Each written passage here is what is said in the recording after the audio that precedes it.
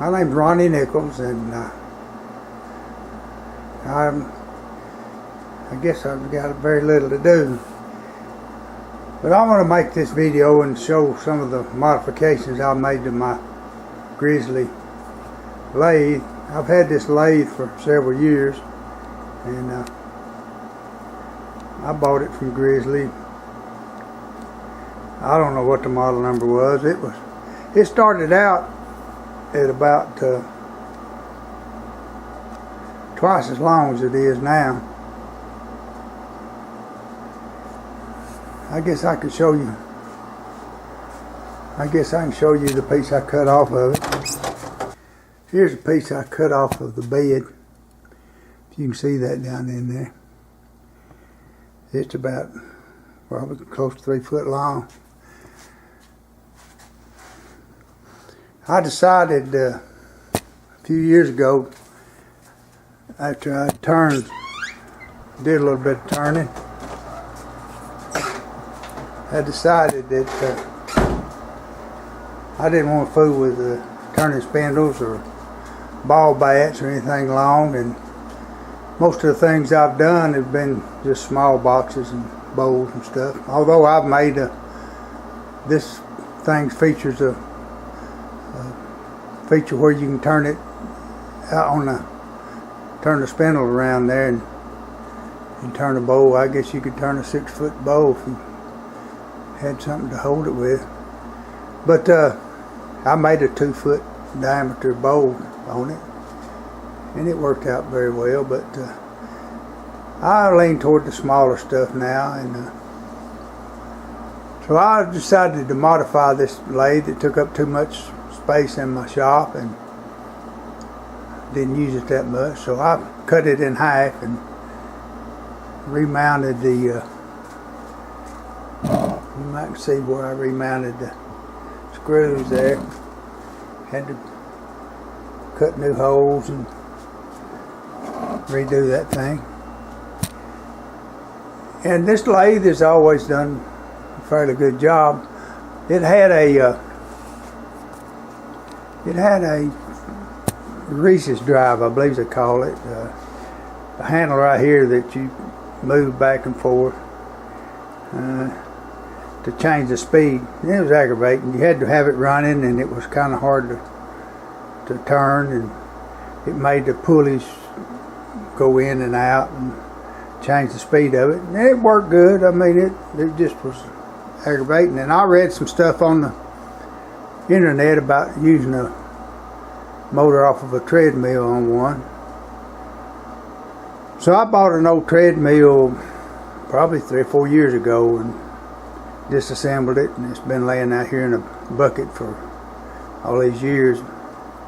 I finally decided to try to mount this thing, and so I mounted this motor on this lathe. This is a treadmill motor here. Shows it to be a 2.5 horse motor. And it's got a little can't think of what they call them kind of belts. I'll put it on the screen there if I can think of it between now and then. But I had to do some modifications. This motor had a flywheel on it. Those treadmills are made where they don't want them to shut down too quick, and I ground all that off of it,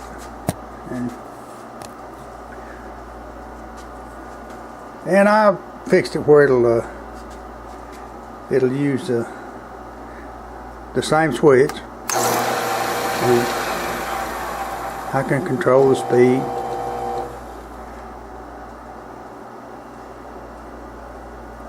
I read a lot of stuff on the internet about things you had to get to make this work. I had to buy a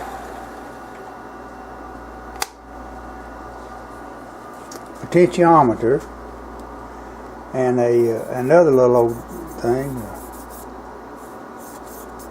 Can't remember what the name of it was, but it changed the AC current to DC current. It's a DC motor. But this thing works real good. I've not had a problem with that part of it. I've done several changes to it.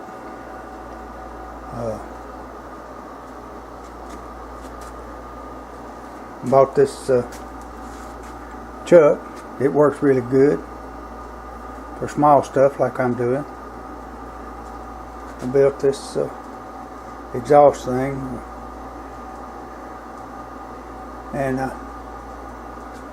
I got some homemade chisels.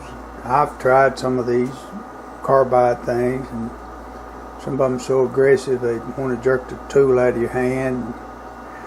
I just don't like turning when I'm afraid all the time if something's going to jerk something out of my hand. I just don't. That's not fun to me. So I guess I'd be classified as a like the Robo Hippie was, as a scraper. But that old boy did a pretty good job with a scraper. But I've experimented and learned stuff, and I'm making some little boxes. So if you've got one of these lathes and you're imaginative and you want to try it, well, I'd highly recommend it. This little old adjustable speed motor off that lathe has got plenty of power for what I'm doing. Now, I don't know how it would work on larger stuff, but I make some little old boxes, and they're small.